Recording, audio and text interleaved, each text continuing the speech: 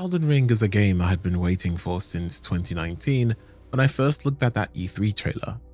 I remember the atmosphere of that initial reveal. The burning sky, the cryptic narration about something being shattered, and the names Miyazaki and George R.R. Martin displayed side by side. At that time, it felt like a near impossible promise. We knew From Software could craft tight, intricate worlds, but the idea of them tackling a massive open space felt like a concept that was too good to be true. For years, I tried to bridge that gap myself. I spent countless hours tinkering with Skyrim, trying to force it into the shape of a Souls game. I layered on combat mods, stamina overhauls, and de-leveled world maps, desperately trying to replicate the specific feeling of dread and discovery in an open environment. I lost count of how many times I failed. No matter how many mods I installed, the two genres felt like oil and water. They had never mixed successfully. Every year, hundreds of Souls-like and RPG titles are pushed into the market, but none of them managed to fuse the tension of a dungeon crawler with the freedom of a true open world. That was until Elden Ring, when the silence finally broke and the game launched in 2022. Oh, I didn't just meet my expectations. It destroyed my ability to enjoy anything else. I didn't just play it. I lived in it for hundreds of hours. And when I eventually tried to go back to the normal AAA titles that used to be my comfort food, I found they were fundamentally broken. The standard open world formula had become unplayable. The map icons felt cluttered. The guided tutorials felt too unnecessary. Elden Ring didn't just raise the bar. It shattered it, and it left the rest of the industry staring at the pieces. It ruined gaming for me because it proved that for over a decade, we hadn't been exploring worlds. We had just been following instructions. To truly grasp why Elden Ring feels like a lightning bolt to the chest, we have to look at the landscape that existed before it. For over a decade, we were living in the era of the boiled chicken. If you eat unseasoned boiled chicken every single day for 10 years, you don't eventually realize it's bland. Instead, you convince yourself that this is simply what food is. It's nutritious enough and it fills the void in your stomach. It's safe. You know exactly what it's going to taste like before the plate even hits the table. There is zero risk of a bad meal, but there is also zero chance of a transformative one. This is the psychological trap the open world genre fell into. In the early 2010s, we were given games like Assassin's Creed 2 and Far Cry 3. At the time, these were revelations. The Ubisoft formula truly captured the player engagement. You enter a new region, and you climb a high tower to synchronize the map. And suddenly, the fog of war vanishes to reveal a scattering of icons. It felt like a treasure map. It gave us a sense of scale and clear goals. But success in the AAA industry is often a death sentence for creativity. Once that formula proved it could generate billions of dollars, it ruined companies' mindsets. For the next 10 years, every major studio followed the same trend. It didn't matter if you were playing a game about Vikings, a post-apocalyptic robot hunter, or a superhero in New York. The core loop was identical. This is called genre industrialization. When a game becomes a product with a 9-figure budget, the shareholders aren't really looking for a masterpiece, a game that is really captivating and breaks every record. They are instead looking for a return on investment. And in the eyes of a corporate board, creativity is just another word for risk. This risk aversion created a decade where themes were nothing more than wallpapers. You could swap the skin of the game, but the skeleton remained the same. Whether you were playing as a Viking in Assassin's Creed Valhalla, a machine hunter in Horizon Zero Dawn, or a superhero in Marvel's Spider-Man, you were essentially playing the exact same loop. It always starts with the towers. They might call them vantage points, tall necks, or radio masts, but the function is identical. a vertical chore designed to artificially gatekeep information. You climb the structure, a cinematic camera pans around to show you the beauty of the world, and then, boom, the map is vomited upon. This leads directly into the second stage of the loop, the icon sweep. Because these worlds are so bloated, the developers know you won't find the content naturally, so they mark it. They turn the act of discovery into an act of navigation. You are following a GPS marker to a predetermined coordinate. You arrive, engage in a combat encounter that is rarely dangerous enough to require a second attempt, and you are rewarded with loot. Items that exist only to feed a numerical progression system. The industry also tries to mask this monotony with the RPG light overlay. Suddenly, every game needs a skill tree. Every game needs a crafting system where you have to spend 3 hours hunting rabbits to increase your arrow capacity by 5. Every game needs color-coded loot. Why? Because these systems provide the illusion of depth. They give the player a sense of growth that is entirely mathematical rather than mechanical. You aren't getting better at the game by any means. All you're doing is increasing the numbers to give you an illusion of getting better. This is the great goo in its final form. It's a design philosophy that refuses to pick a lane. A game can't just be an action game. It has to be an open-world action RPG survival crafting sim. By trying to be everything to everyone, these games lose their identity. When a game decides to be everything at once, it essentially decides to be nothing in particular. The industry realized that players like RPG mechanics, so now every game must have them. They realized players like crafting, so now you must pick flowers or start chopping some wood. Look at Dying Light 2. The first game was a focused, terrifying parkour survival experience. It knew what it was, but the sequel was swallowed by the goo. Suddenly, it wasn't just about outrunning zombies. It was a choice-driven RPG with level-gated enemies and a gear system that gives you plus 2.5% damage resistance to blunt weapons. Why? Because the industrialization of these games dictates that players need depth, and apparently, depth is just a collection of menus and percentages.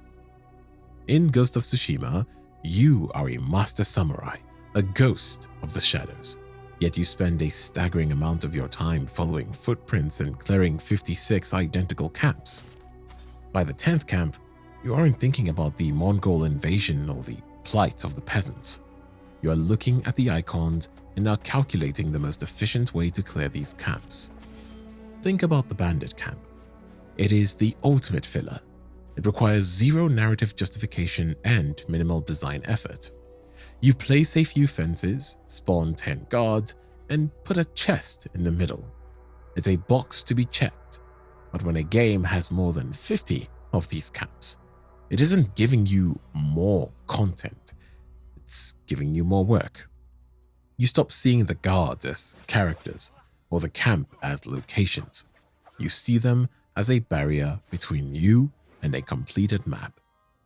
Having some filler content occasionally every now and then is a completely normal design choice, as you cannot expect the game to be at its peak all the time. But having this filler content more than just a handful number of times is truly unimmersive. The industry hides this laziness behind the word freedom. They say, we give you a camp and all these tools, and you can make your own fun. But that's a lie. It isn't freedom if there is no reason to use the tools. In Far Cry 6 or Just Cause 4, you have an arsenal that could level a small country. You can use planes, tanks, grappling hooks, and specialty grenades. But why would you? If the enemies are brain dead and the camp can be cleared by just walking in and clicking on hits with a silenced pistol, the freedom to use a tank is just an inefficient choice. True freedom in a game doesn't come from having a million options, but rather it comes from having a challenge that requires you to think and act. But amongst all these corporate goos, the most tragic casualty was the mystery. There is absolutely no mystery in modern-day titles. In the pursuit of accessibility, the industry decided that being lost was a failure of game design. They built worlds that were beautiful, but they were also solved. There was no room for the unknown. If a developer hid a secret, they made sure to put a question mark on the map so you wouldn't miss it. If they created a complex puzzle, they made sure the protagonist would spoil it within seconds. We were living in a world of known unknowns. We knew there was a secret there because the UI told us so. We just had to go. This was the safe world that I was living in for years. I had been conditioned to expect the golden path. I had been trained to look at the minimap rather than the canopy or the distant ruins lying ahead of my sight. I thought this was just how games were made now. I thought the price of having these massive, beautiful, high-budget worlds was that we had to accept the goo. I didn't realize just how much that goo had rotted my expectation until I was standing in the middle of a forest in Elden Ring, looking at a map that told me absolutely nothing. And for the first time in a decade, I was actually, genuinely terrified of what was over the next hill. That feeling of dread, that was the feeling of being respected. It was the feeling of a developer finally trusting me to be the protagonist of my own adventure, rather than just a passenger on a guided tour. And once you feel that respect, the corporate template looks boring and disrespectful. This is where the distinction becomes a chasm. Elden Ring also has camps. It has ruins, catacombs, and small fortifications. But it avoids the goo by refusing to make them safe. In a standard open world, you find a chest in a bandit camp. You know exactly what's in it. Some gold and a weapon that is 2% better than yours. In Elden Ring, you open a chest in a ruin and it might teleport you to a crystalline hell dimension on the other side of the map. It might contain a spell that lets you shoot fire out of your eyes, or it might be a trap that kills you instantly. Elden Ring understands that unpredictability is goo's antidote. The game doesn't just give you 50 standard camps, it gives you a village where the inhabitants have gone mad from a fiery frenzy. It gives you an underground city that looks like a painting. It gives you a boss fight with a dragon that you can only find if you decide to lay down in a specific coffin by a waterfall. You see, because From Software didn't have to worry about making a game for everyone, they were able to make a game that felt like it was made for you. They didn't fill the space with chores. They filled it with secrets. And that is the difference between a game that wants your time and a game that wants your soul. There is a specific phenomenon in modern gaming that most of us have already probably experienced, but few of us question it until Elden Ring came along. The burnout point. In a standard open world game, think Far Cry, Assassin's Creed, or even Ghost of Tsushima, there's a moment, usually around the 30 or 40 hour mark, where the magic simply dies. You've seen the 3 types of enemy camps. You've unlocked 5 main gadgets. You've mastered the combat loop to the point where you can win every fight with your eyes half closed. At this point, the game stops being a world and starts being a task. You look at the map, see that you have 3 provinces left to clear, and you feel a sense of dread rather than excitement. Honestly, this is the point a lot of people actually quit, and even if you manage to get through that phase, you are now playing more as a completionist now. It does not matter at this point what is past the next hill. You're playing because you've already invested 40 hours and you feel a sunk cost obligation to see the credits. You begin to beeline the main story, ignoring the content you once found charming, just so you can uninstall the game and move on to the next product. The industry views this as a success. They look at the time played metric and celebrate. But for the player, It's a tragedy. It means the game ran out of ideas long before it ran out of space. Elden Ring is the only open-world game I've played where that wall doesn't exist. I have spent more than 150 hours on my first playthrough, and even as the credits rolled, I wasn't looking for the exit. I was looking for a way back. This isn't because Elden Ring is bigger, but it's because Elden Ring never stops evolving. Just when you think you've pinned down the scale of the world, it opens a trapdoor into a subterranean galaxy. Just when you think you've mastered the enemies, it opens up a completely new area with a ton of new enemy types to fight and master. The great goo games rely on in numerical growth. This is the participation trophy of game design. You kill enemies to get XP, you spend XP to get a 5% damage node in a skill tree, and you find a sword that does 50 DPS instead of 45 DPS. This creates the illusion of progress, but it's honestly pretty bad. You aren't getting better at the game, but rather you are just getting more efficient.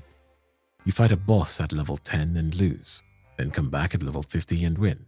You haven't overcome anything. You've just out-leveled the math. This is why games feel so repetitive, because the actual way you play never changes. You are pressing the same buttons in the same order. The only difference is how fast the red bar disappears. This is the frustration I felt for years trying to mod Skyrim into a Souls game. I could add all the stamina bars and dodge rolls I wanted, but the foundation was still built on numerical growth. I was still just a collection of stats swinging at another collection of stats.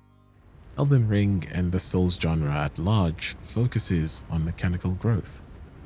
When you face a boss like Margit or the Tree Sentinel, you are learning their actual moveset, their attack patterns. What are the boss's weaknesses? At what time do you actually attack the boss?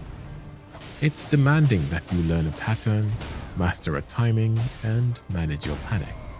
When you finally win, that rush of adrenaline isn't just because your strength stat went up. It's because you got better.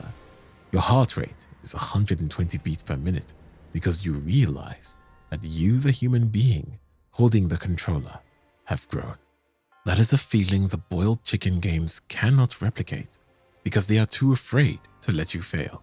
They would rather give you a plus 10% fire damage charm and a pat on the head than force you to actually learn how to play.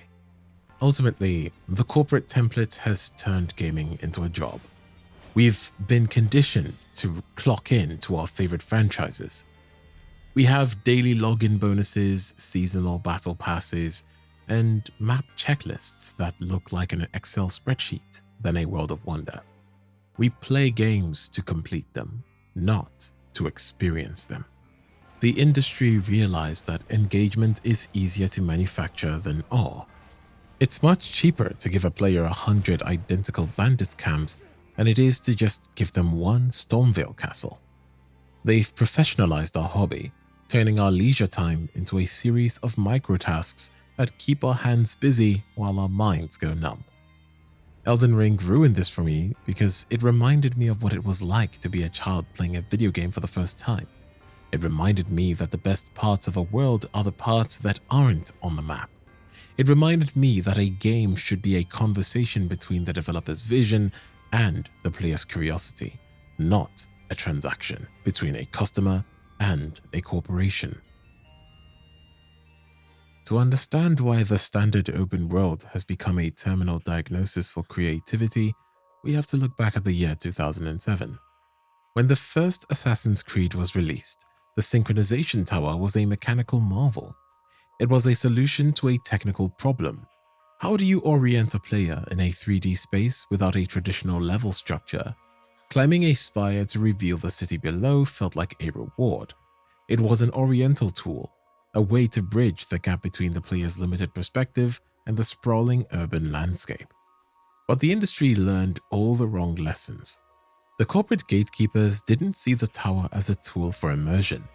They saw it as an efficient way to gate information and manufacture content. Over the next 2 decades, this mechanic was hollowed out, duplicated, and forced into every genre imaginable. It became the ubification of the horizon. If you boot up a game like Assassin's Creed Shadows or Horizon Forbidden West, you are looking at the cockpit of a fighter jet. The screen is a cacophony of UI elements. You have a minimap in the bottom center, a quest log taking up a quarter of the right side, a compass ticking away at the top, and a weapon wheel at the bottom. The industry calls it accessibility, but in reality, it is a total lack of trust. The developers are so worried that you might wander for 5 minutes without finding content that they refuse to actually let you see the landscape. Consider the dotted line GPS. Whether it's a glowing trail on the ground or a floating marker on your HUD, these features effectively tell the player, don't look at the trees, don't look at the mountains, look at the line. You stop engaging with the architecture, you stop learning the landmarks, you stop existing in the world because you don't have to. You could navigate the entire map while staring at the bottom left corner of your monitor. The world becomes nothing more than the noise you have to travel through to get to the signal, which is almost always a yellow exclamation point. Elden Ring solves this problem with one of the simplest and most brilliant tricks, the map fragment. In a standard open world, the map is a digital interface. It is functional, sterile, and cluttered with vector icons from the moment you synchronize. Elden Ring approaches the map as a piece of art. When you first find a map fragment, it isn't an interactive GPS. It's a still painting. It shows you geography, not content. Look at the difference in how information is conveyed. In Elden Ring, the points of interest are actually painted onto the map in the same art style as the terrain. A mine isn't a quest icon. It's a tiny red-rimmed black hole drawn onto the paper. A ruin isn't just a sketch of some crumbling walls. The game gives you a drawing and asks, does that look interesting to you? This change is fundamental. It shifts the player's mindset from elimination to discovery. In a Ubisoft game, you open the map to see what's left to do. In Elden Ring, you open the map to see what might be there. You have to scrutinize the drawing. You have to compare the painting to the horizon. Only after you physically travel to a location and discover it does the icon appear. This preserves the miracle of the find. When you stumble upon the Shifra River well, a simple, unassuming building that leads to a sprawling, starlit underground civilization, it feels like a huge wow moment. If that well had been a point of interest marker on your map from the start, the moment of wonder would have been replaced by a sense of finally arriving at the waypoint. The map in Elden Ring respects your intelligence by assuming you can read a landscape. The map in Assassin's Creed insults your intelligence by assuming you can only follow a prompt. There is a common criticism level at From Software by salty developers on social media: asset reuse. They point to a door animation from 2011 or a weapon swing from Dark Souls 3 and claim it's lazy. This is just the opposite of true. Asset reuse is the secret weapon that allowed Elden Ring to destroy the competition. The reality of modern game development is that resources are finite. If a studio spends millions of dollars and thousands of man-hours rebuilding a ladder climbing animation from scratch every game, that is time they aren't spending on world design. Elden Ring is a masterpiece of efficiency. Because From Software has spent 15 years building an extensive library of combat animations, weapon archetypes, and enemy behaviors, they didn't have to spend the development cycle on the basics. They took those resources and poured them into variety. This is why Elden Ring has over 165 unique bosses and enemies, while a game like Breath of the Wild, which has a larger map, only has about 25 unique enemy types once you stop counting color swaps. When people talk about open world burnout, they're usually talking about the moment the variety runs out. In Ghost of Tsushima or Far Cry, you've seen every enemy type within the first 5 hours. For the remaining 35 hours, You are just fighting the same three guys in different colored shirts. In Elden Ring, the variety is the reward. You explore a hidden cave not just for the loot, but to see if there's a boss you haven't fought yet. You enter a new region and find enemies that move, attack, and look completely different from the ones in the previous area. By reusing what worked, they were able to build a flesh that is more diverse than anything else in the industry. Reusing a claymore animation isn't lazy, but it is rather an efficient choice that allows them to give us a secret boss inside a secret location inside an optional dungeon that 40% of players will never find. That is the trade-off, and any gamer would take a reused door animation in exchange for an entire underground galaxy. Finally, we have to talk about the hurry up and wait problem. This is a disease called ludonarrative dissonance, and it ruins the immersion of almost every major RPG. In The Witcher 3, the narrative tells you that your daughter, Ciri, is in mortal danger and being hunted by an otherworldly army. The stakes are cosmic. There's an absolute urgency to the plot, and yet, the game is an open world filled with question marks. This creates a bizarre psychological state where you are supposed to be saving the world, but you spend 3 hours playing cards in a tavern and helping a peasant find a lost frying pan. In Fallout 4, you are a grieving parent looking for your kidnapped son, but instead of searching for him, you spend 50 hours building settlements and collecting duct tape. The story and the gameplay are at war with each other. The open world feels like a distraction from the plot, and the plot feels like a burden on the exploration. Elden Ring avoids this by having a narrative that is perfectly synced with the act of wandering. You are a tarnished and you are a nobody. Your goal is simple but distant. Become the Elden Lord. There is no ticking clock. There is no kidnapped relative. The journey is the story. The act of getting stronger, finding better gear, and exploring the ruins is exactly what a person in your position would be doing. There are no long-winded quest logs telling you to hurry while you pick flowers. There is only the landscape and your own ambition. Because the story is told through the environment rather than through intrusive cutscenes and shouting NPCs, the game never pulls you out of the experience. It never tells you you are playing it wrong by taking the slow route. This creates ludonarrative harmony. The exploration doesn't feel like side content. It feels like the main event. In a Ubisoft game, the side quests feel like filler, intended to pad out the runtime. In Elden Ring, the side content is the world. And since the world is the star of the show, every minute spent wandering feels like time meaningfully spent. The Ubification of games was a surrender to the modern RPG solution. It was the industry admitting that it didn't know how to make a world interesting without a GPS. By removing the UI noise, embracing the efficiency of their asset library, and aligning the story with the act of exploration, Elden Ring proved that the standard open world was a house of cards. To understand why the navigation in Elden Ring feels so heavy compared to the weightless gliding of a game like Assassin's Creed, we have to talk about the soul retrieval mechanic, or in this case, runes. In a standard open world game, death is a minor inconvenience. You hit a loading screen, you respawn at a nearby checkpoint, and you try again. There is no cost to being careless. Because there is no cost, there is no tension. And without tension, exploration becomes a mindless stroll through a theme park. In Elden Ring, death is a physical event that leaves a mark on the map.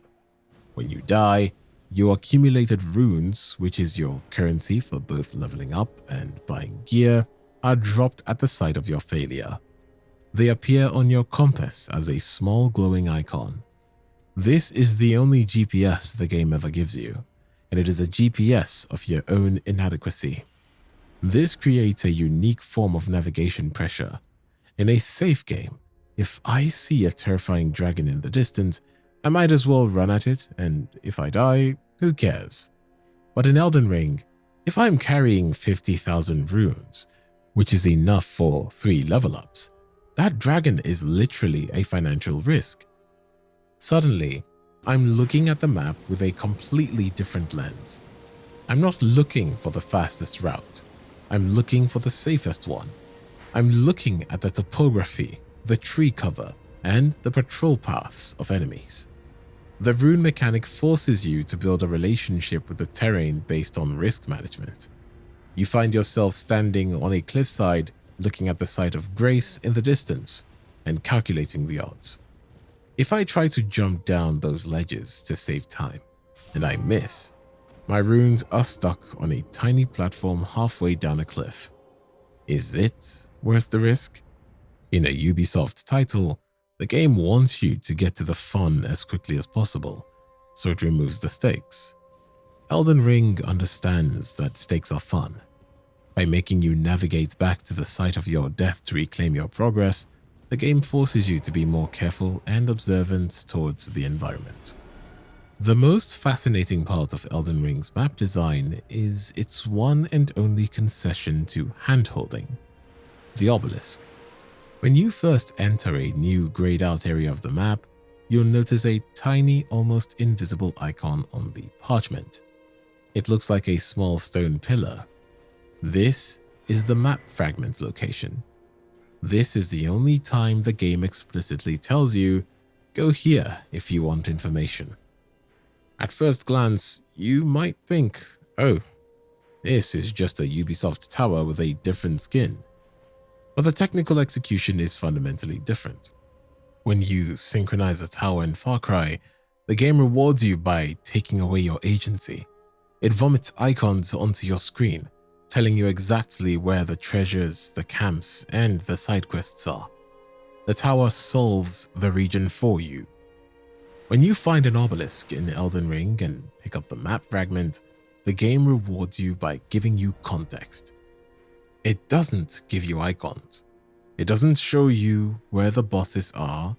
It simply replaces the empty grey fog with that beautiful hand-painted drawing of the terrain. The map fragment gives you the lay of the land. You see a forest, a ravine, a strange circular structure, and a massive bridge. The discovery hasn't happened yet. Picking up the map is just the start of the puzzle. You still have to look at the drawings, look at the world, and figure out how to get from point A to point B. The obelisk system is a masterclass in minimum guidance. It gives the player just enough direction to keep them from feeling truly hopeless, without ever robbing them of their satisfaction of finding things on their own. It's a breadcrumb, not a leash. Elden Ring understands something that the rest of the industry has forgotten. Value is in the missable. In a game like Assassin's Creed or The Witcher 3, the developers operate on the assumption that you should see 100% of their hard work. If they spent months designing a spectacular mountain fortress, they are going to make damn sure there is a main quest that forces you to walk through its front gate. This sounds logical from a business perspective, but it is poisonous to the sense of adventure. Elden Ring takes the opposite approach. It is a game built on the staggering realization that most of its best content is entirely optional. Think about the Weeping Peninsula. It's an entire landmass to the south of the starting area, filled with its own unique atmosphere, bosses, and gear. A traditional developer would have put a giant "Go Here" marker on your HUD the moment you reach the first site of Grace. Elden Ring just lets it sit there. The game doesn't care if you miss the Shifa River. It doesn't care if you never find the Halic Tree. It doesn't even care if you skip the tutorial, which in itself is optional. It is hidden down a literal dark hole that you have to choose to jump into. By making the content missable, From Software makes the act of finding it personal. When you stumble upon a hidden cave behind an illusory wall, you don't feel like you're following an intended path left by the developers. Instead, you feel like you've outsmarted the world. You've found something that wasn't delivered to you. This creates a relationship with the world that is based on curiosity rather than consumption. Because there are no level 20 required signs in the lands between, Elden Ring uses a much more elegant form of guidance. In a standard RPG, if an area is too hard, you are met with an invisible wall or a menu prompt. In Elden Ring, you are met with the Tree Sentinel. He is standing right outside the tutorial area, a gold-plated nightmare on horseback that can kill a new player in a single swing. A goo gamer sees this and thinks the game is broken. But the Tree Sentinel is actually the most honest tutorial in the game. He isn't really a wall, but he is rather a question. He's asking, are you the kind of player who slams their head against the wall for 3 hours? Or are you the kind of player who realizes the world is open? This is how Elden Ring guides you without icons. If you go north and Margit filters you, beating you into the dirt until you realize you aren't ready, the game doesn't give you a quest marker or an easier area. It just lets the defeat sit there. It trusts you to look at the map, see that there is land to the south, and conclude on your own, maybe I should check out that forest instead. This creates a natural difficulty heat map. You learn where you belong by experiencing the world, not by reading a level number over an enemy's head. This preserves the immersion because the guidance is coming from the gameplay, not the UI. Modern open worlds rely on quest givers or NPCs with exclamation points over their head who spend 10 minutes explaining their tragic backstory before asking you to kill 5 wolves. It's a clunky tell and don't show method of the world building that makes the world feel like a collection of static actors. Elden Ring uses textural storytelling. Consider a random location like the Ailing village in the Weeping Peninsula. There is no quest here. No one asks you to save the town, but as you walk in, you notice that the rats have glowing fiery eyes. You see the villagers standing around a bonfire, staring into the flames with that same madness in their gaze. If they hit you, a bar builds up that makes you go insane. In 10 seconds of silent gameplay, you have learned more about the frenzy than any 20-minute cutscene in a Ubisoft game could ever convey. You see the cost of insanity. You see it spreading through livestock to people.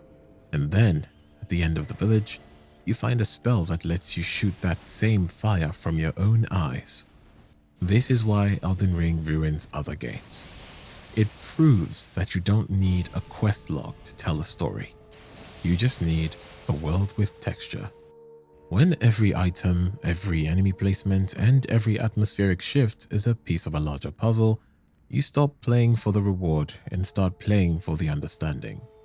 However, we have to be honest. This level of freedom creates a specific kind of friction that can at times be suboptimal. Because the game refuses to track your progress, the open world can inadvertently break the very sense of discovery it tries to cultivate. This is the most apparent in the NPC quest lines. In Dark Souls, the linear paths made it easy for developers to predict where the player would encounter an NPC. In Elden Ring, the world is so vast that thoroughness can actually be a curse. If you explore the Atlas Plateau before you finish Caelid, you might find that Millicent has moved on, or that an entire quest has progressed without you. You are punished for following the game's invitation to go anywhere. It's a paradox. The game encourages you to break the order, but the story logic still relies on a sequence you can't possibly know. Yet, even this flaw is part of why the game sticks in your brain. In a Ubisoft game, if you miss a quest, you just go back to the marker. In Elden Ring, if you miss a quest, it feels like a genuine tragedy. It feels like a real person moved on without you because you are too busy looking at the scenery and it adds a layer of permanence and consequences to your actions that save games are too cowardly to implement. The fundamental difference between Elden Ring and the rest of the industry comes down to the aha moment. When you play Assassin's Creed Shadows, you are following instructions. You are putting the blue block in the blue hole and receiving a pat on the head. But when you find a secret medallion in Elden Ring, or realize that an invisible bridge exists because the snowflakes are landing on thin air, you feel like a genius. The game didn't tell you the bridge was there. The game didn't put a puzzle icon on the map. You used your eyes, you used your brain, you engaged with the world on a textural level, and the world rewarded you for it. Modern AAA games are solved before you buy them. The developers have pre-chewed the experience so you don't have to strain your jaw. Elden Ring gives you the steak and the knife and tells you to figure it out. It ruined other games because it reminds us that the most powerful engine in gaming isn't the hardware, it's our own curiosity. When we talk about open world games, we are usually talking about size inflation. For the last decade, the marketing of these games has been a race toward a larger square footage. We've been told that a map being 3 times larger than its predecessor is a sign of progress, but this focus on horizontal distance has created a catastrophic problem because it ends up creating wasted space. Most modern open worlds are essentially giant empty fields with objects placed in them. They are designed on a 2D plane. You move across the map to get to the content, and the space in between is just a travel timer. Elden Ring ruined this because it replaced the miles of nothing with meaningful density and layering. To fill these massive maps, developers often resort to a copy-paste mentality. They have to. It is physically impossible to handcraft every inch of a map the size of Ghost of Tsushima or Halo Infinite without some level of repetition. But in those games, repetition is the foundation. In Halo Infinite, the entire world feels like a single mission from the original game stretched over 10 hours. Even forests look the same. Every forerunner structure looks the same. After 20 minutes, you have seen the entire visual palette of the game. Ghost of Tsushima suffers from the same visual fatigue. While it is undeniably beautiful, it is a beauty of repetition. You see the same Mongol tents, the same shrines, and the same fox dens across the entire island. This creates a sense of environmental monotony. Your brain starts to tune out the world because it stops surprising you. Elden Ring handles variety as if it's an obsession. Within the first region alone, you have the autumnal forests of Limgrave, the storm-swept cliffs of Stormvale, the swamps of Argyll, and the haunting foggy woods of the Mistwood. And that is just the surface. When you cross the border into Caelid, the game doesn't just change the color of the grass, it changes the physics of the atmosphere. The sky turns a rotting red, the wildlife becomes twisted, and the very architecture feels diseased. This isn't about just looking cool. It serves a mechanical purpose, mental orientation. Because every region has a distinct visual and atmospheric identity, you never feel like you're walking in generic field number 4. You know exactly where you are and what the stakes are just by looking at the color of the sky. Let's be honest, most open worlds are flat. You can climb a mountain, sure, but the world is essentially a single layer of existence. Elden Ring is designed with the logic of a Dark Souls level but applied to a continent. It is a macro dungeon. The most startling example of this is the subterranean layer, where you can find a lift in the middle of a forest that takes you down for 60 seconds. A descent so long it feels like a glitch, only to emerge in an entirely different world. There are multiple expansive underground civilizations like Nokron and the Lake of Rot. These aren't just side areas. They are entire ecosystems with their own rules, enemies, and bosses. By layering the world vertically, From Software creates a sense of density that makes horizontal miles irrelevant. This verticality extends to the legacy dungeons like Leyndell, the royal capital. In Assassin's Creed, a city is a collection of flat squares with guards patrolling. In Leyndell, you are navigating rooftops, sewers, balconies, and the petrified wings of a giant dragon.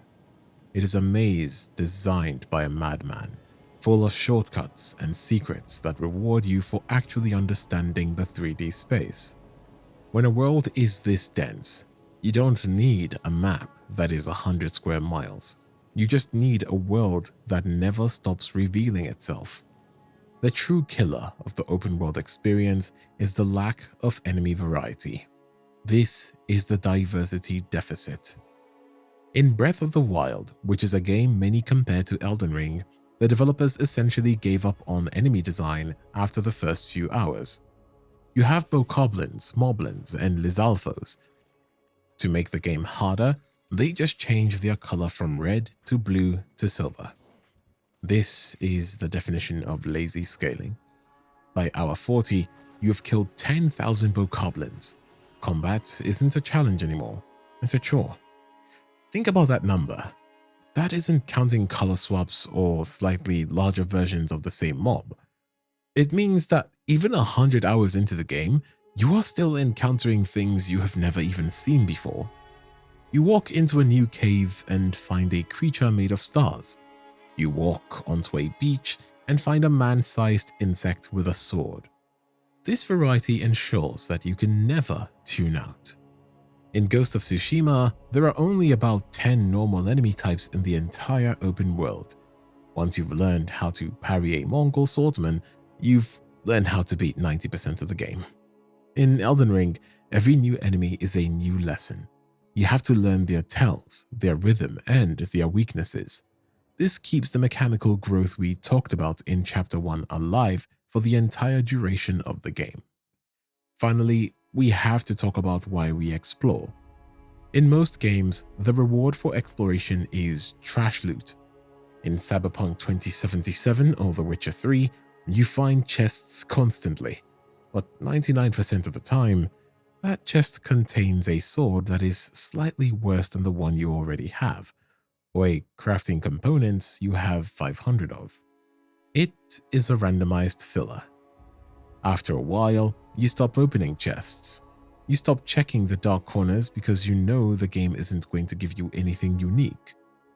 Elden Ring doesn't do randomized loot. Every item is placed with intent. There are 31 different classes of weapons and over 300 unique weapons total. This is an insane level of mechanical variety. In Breath of the Wild, there are only 6 weapon classes, and every weapon in that class has the exact same animation. A flame blade moves exactly like a traveler's sword. In Elden Ring, finding a weapon can fundamentally change how you play. You might find a pizza cutter that shreds enemies, or a sword that shoots a beam of pure moonlight. You might find an Ash of War that lets you do cool sword backflips like Guts does after getting his berserker armor, or a spell that lets you turn into a cloud of mist. Because the rewards are actually unique, the act of exploration remains exciting. Every point of interest on the map is a potential game changer. You aren't just looking for a plus 2% damage charm. You are looking for a weapon that will redefine your entire character. Elden Ring ruined other games by proving that an open world doesn't have to be a void. It proved that you can have scale without sacrificing density. It proved that you can have 100 hours of gameplay without resorting to color-swapped enemies and randomized loot. When I go back to a game like Halo Infinite now, I feel the wasted space. I see the miles of identical trees and a handful of repeated enemies, and I realize the game is just trying to kill time. Elden Ring never tries to kill your time. It tries to fill it. It treats every square inch of the lands between as an opportunity to surprise you, to challenge you, or to reward you.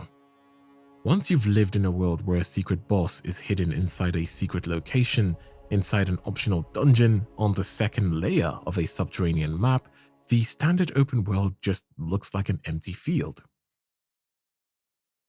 There is a phrase in level design that perfectly encapsulates why Elden Ring feels like a genuine adventure while other games feel like a guided tour. Looking under the stairs. It refers to the practice of checking the exact places the developer's pathing nudges you to ignore. If a grand staircase leads you up toward a glowing objective, the instinct of a curious player is to check the dark, cramped space behind that staircase first. In a standard AAA game, looking under the stairs usually results in disappointment. You find a wall with a flat texture, or at best, a generic crate containing some crafting wood. The game didn't expect you to look there, so it didn't bother putting anything there. Elden Ring is a game built entirely under the stairs. Mystery cannot exist without risk. If you are exploring a beautiful forest, but you know that nothing can truly hurt you, death carries no penalty. The reason the mystery in the lands between feels so thick is because the game utilizes elements of survival horror to gate its secrets. The mystery of Elden Ring is so pervasive that it changes the way you interact with the physical world. It introduces the concept of the illusory wall, a solid-looking surface that vanishes when struck. This is a stroke of psychological genius. By placing just a few of these in the world, the developers turn every wall into a potential secret. In a standard AAA game, a wall is a boundary. It is a sign that the game ends here. In Elden Ring, a wall is a question. This creates a unique community paranoia. You see a message on the floor that says, "Hidden path ahead." And even if 90% of those messages are trolls trying to make you hit a brick wall like an idiot, you hit the wall anyway. Why? Because the possibility of a secret is more powerful than the certainty of a path. This ruins other games because it exposes how static their worlds are. In Assassin's Creed Shadows, you know exactly what can and cannot be interacted with because the UI highlights it. There is no room for a leap of faith that isn't pre-marked with a haystack at the bottom. Elden Ring encourages you to try the impossible. It encourages you to jump off a cliff because maybe, just maybe, there's an invisible platform. It turns the player into a dreamer rather than a consumer. When you wander off the path in Elden Ring, you are often met with silence. The sweeping orchestral themes of the main boss fight fades away, replaced by the ambient soundscape that feels like it's emanating from the rocks and trees themselves. It is a hypnotic heavy sound design that makes the world feel ancient and indifferent to your presence. In this silence, the rune retrieval mechanic mentioned earlier becomes more crucial. You find a dark cave or a suspicious-looking elevator, and you have to make a choice. If you enter that unknown space and die, you might lose hours of your progress. This turns the act of finding a secret into something that is quite risky. In a safe open world, finding a secret is a low-effort reward. In Elden Ring, uncovering a secret is an act of bravery. You are choosing to face the unknown with something tangible on the line. This is why the discoveries feel so much more impactful. They are the winnings from a bet you made against the world. Most developers view obscurity as a flaw. They believe that if a player doesn't see a piece of content, that content was a waste of resources. From Software views obscurity as a tool for world building. They are comfortable letting you miss 30% of the game. They are comfortable with the idea that you might never find the three fingers hidden deep beneath the capital sewers, or that you might never realize you can rest in a stone coffin to travel to a forgotten city. By allowing the content to truly be hidden, not just behind a locked door with a key icon, they create a world that feels larger than the player. When a game marks every secret with a question mark, the world feels small. It feels like a playground built specifically for you. We have to address the sheer courage it takes to hide a boss like Dragon Lord Placidusax. Think about the production cost of that encounter. The custom arena, the unique music, the complex AI, the massive two-headed dragon model with a golden cloud breathing moveset. In any other studio, the marketing department would have put that dragon on the back of the box. They would have made it a mandatory story beat.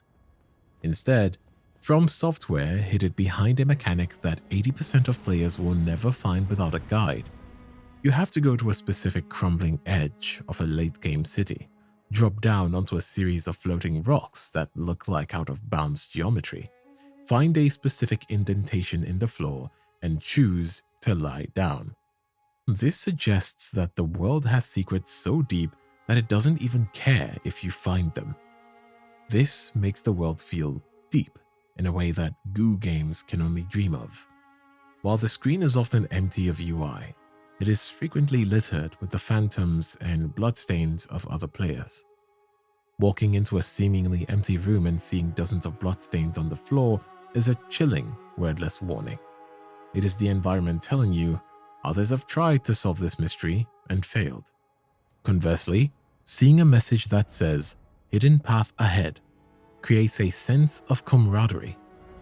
You are part of a collective effort to map the unmappable.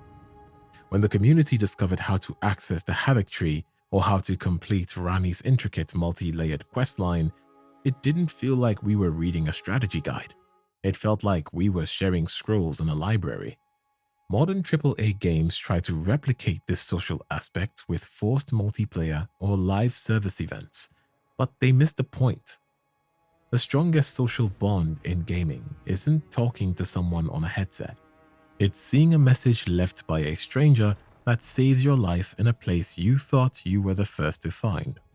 In the Great Goo era, the protagonist is a constant narrator of their own actions. They solve puzzles for you, they comment on the weather, and they remind you of the stakes every 5 minutes.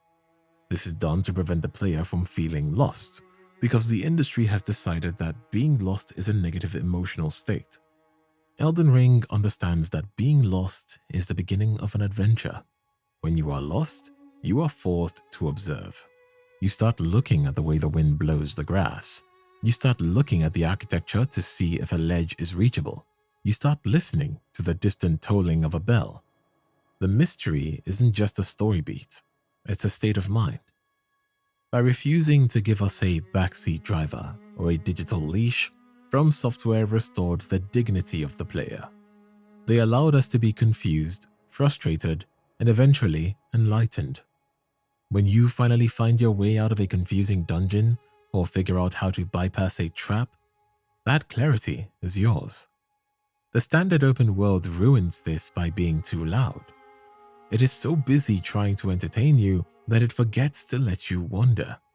It is so afraid of you being bored that it never lets you be curious. Elden Ring proved that the most interesting thing a game can say to a player is nothing at all. It just stands there, silent and vast, and it waits for you to look under the stairs. In the Great Goo era of gaming, the inventory is a junkyard. It is a place where you go to compare green numbers against red numbers, scrapping common gear to make room for epic gear. The items themselves are flavorless. A sword is just a stat stick. A pair of boots is just a speed modifier. You don't look at them, you look through them. In Elden Ring, the inventory is the Library of Alexandria. Because the game refuses to use traditional cutscenes or infodumps to explain its history, the burden of knowledge is placed on the physical objects you find. This is archaeological storytelling. Every cracked pot, every rusted key, and every piece of tattered clothing contains a paragraph of history. This creates a compulsive loop that has nothing to do with power. You find a dirty pair of pants in a sewer, and in any other game, you'd leave it to rot. But in the land between, you pick it up because that item description might be the only surviving record of why a certain king went mad or why a specific bridge was destroyed. The mystery is buried in the mundane. You are forced to be an active participant of the lore, piecing together a shattered timeline like a detective on a cold case. Other games give you a codex that flashes a notification every time a new entry is added. Essentially, a homework assignment you'll never read. Elden Ring makes the lore a reward for your curiosity. Elden Ring was already a massive game, but From Software didn't think it was enough. 2 years after the base game launched, they released Shadow of the Erdtree.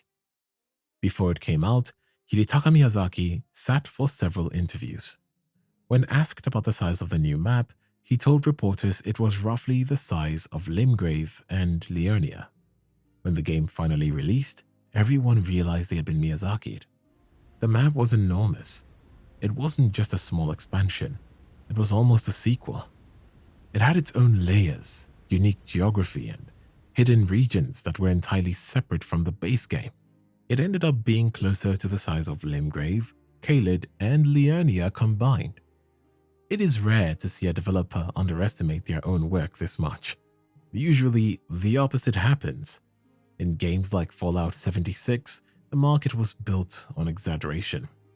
Todd Howard famously promised 16 times the detail and distant weather systems. He focused on the technical specifications to distract from the fact that the game had no soul. This is a common habit for companies like Bethesda or Ubisoft. They use large numbers, 300 endings, thousands of planets, hundreds of square miles of content to create a sense of value. But when the game launched, it did as a broken, empty mess. This was the common trend. Companies overestimate and underdeliver.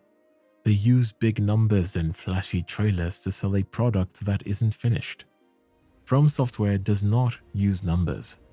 Miyazaki does not stand on a stage and count pixels. He told us the Land of Shadows was the size of Limgrave. He was wrong, and he likely knew he was wrong.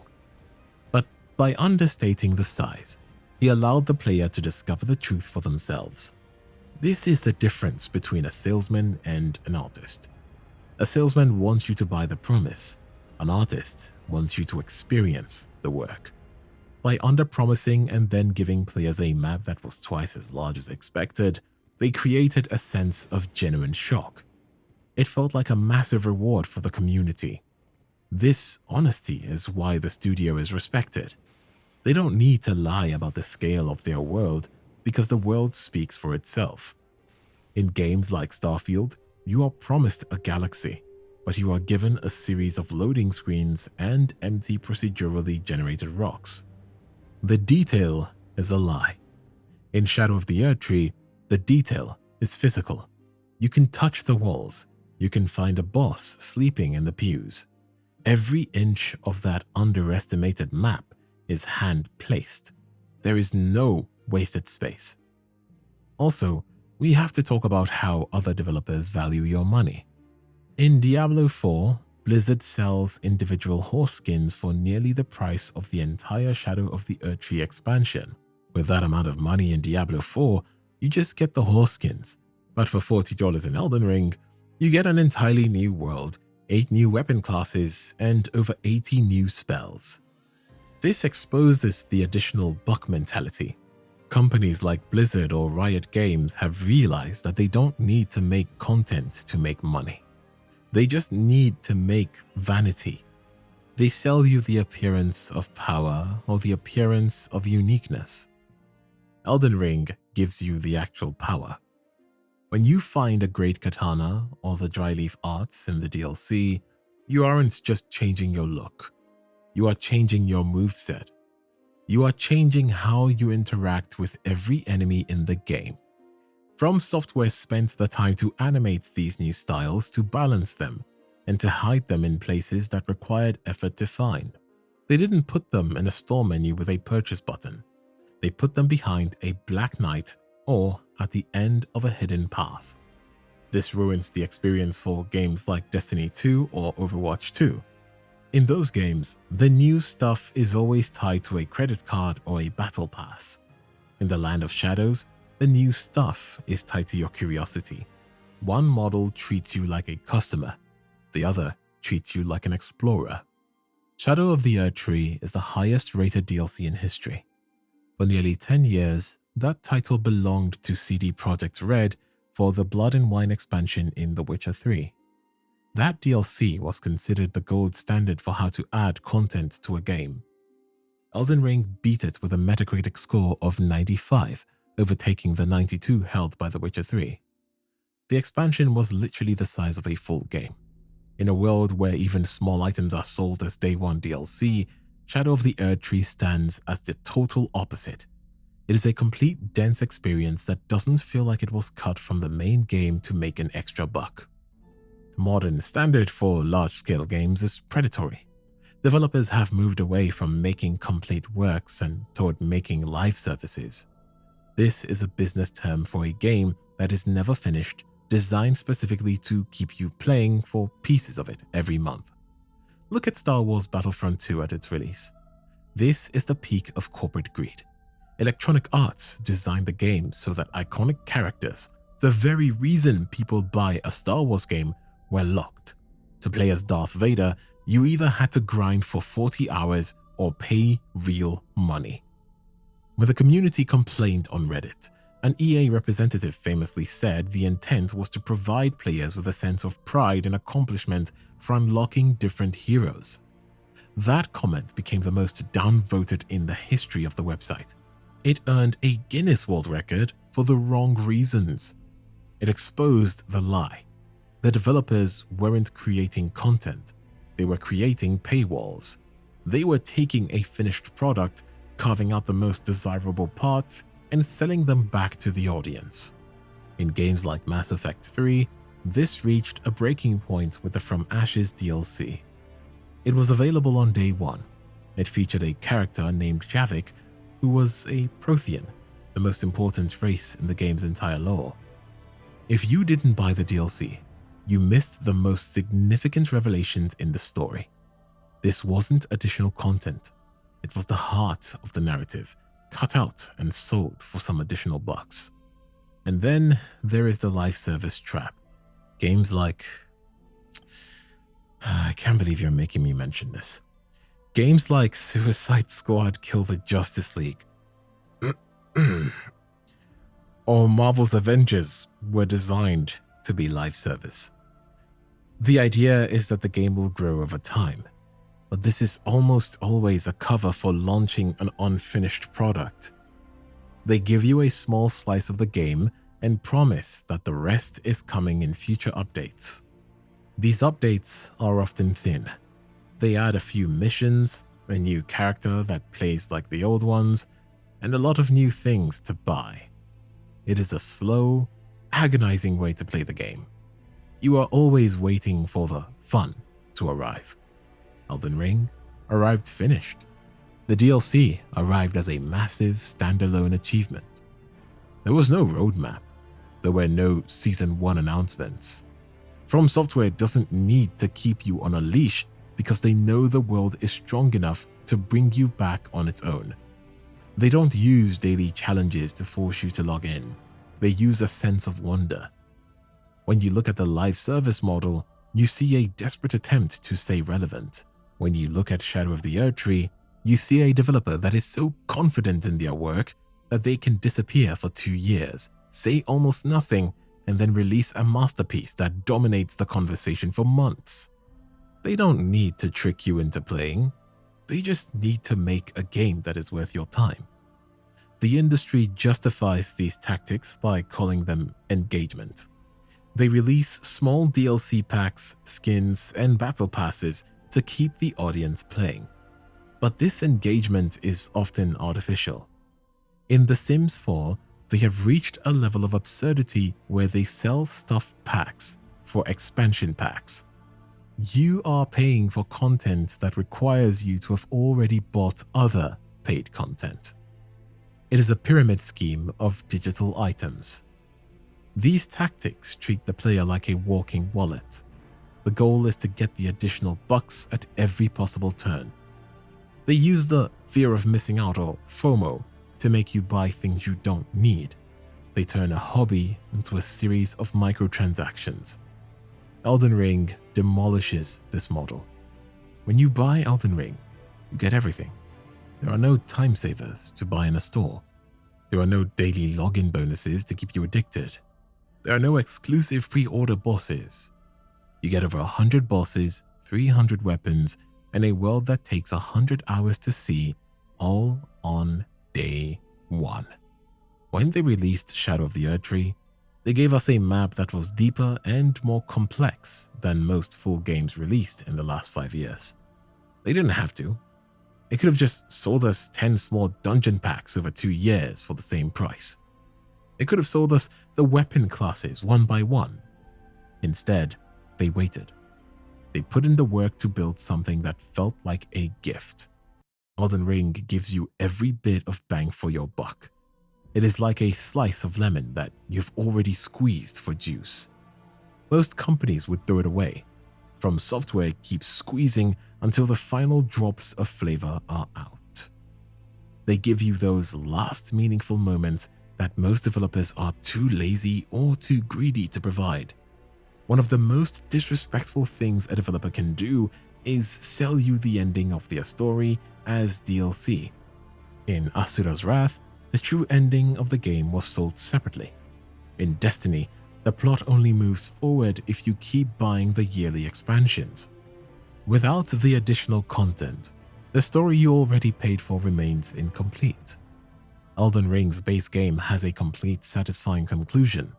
You become the Elden Lord, the story is over. Shadow of the Erdtree doesn't fix the ending or add a true ending behind a paywall. It tells a separate, parallel story about Miquella and the Land of Shadow. This preserves the integrity of the original work. It shows that From Software didn't cut the Miquella storyline out of the base game to save it for later. They saw that the story was too big for the original map and gave it the space it deserved in a separate expansion. In games like Mass Effect 3, cutting the Prothean character for Day 1 DLC was a scar on the game's reputation. It told players that their $60 wasn't enough to see the whole picture. Elden Ring tells you that your $60, it's more than enough. The DLC is just an invitation to go deeper. The reason Elden Ring ruined other games is because it showed us that we were settling for less. It proved that a game can be massive, difficult, and high quality without trying to trick the player. It showed that respect is a viable business model. When I go back to games like Star Wars Battlefront 2 or The Sims, I see the greed everywhere. I see the missing pieces. I see the 16 times the detail lie. I see a product designed by a committee to maximize profit. But when I play Elden Ring, I see a work of art. I see a developer who underpromised because they just wanted the surprise to be real. I see a DLC that earned its score by being better than the game it expanded upon. Miyazaki and From Software didn't just make a great game. They made a statement that proved as a permanent mark in the entire history of gaming. They reminded us that we don't have to accept the goo. We don't have to follow the instruction manual. We can get lost, we can fail, and we can find a world that actually values our curiosity. Once you have tasted that level of honesty, the rest of the industry looks like a scam. We have spoken about Bethesda and its hypocrisies in this video, but there was a time that Bethesda actually cared about their audience. A time where they actually delivered good products that was worth every penny. It was 15 years ago I stood on that cliffside in the Pale, and that was the most mesmerizing feeling. Step into the lands of Nords and Dragons as we uncover what Todd did 15 years ago that left a feeling no other game has been able to do till this date.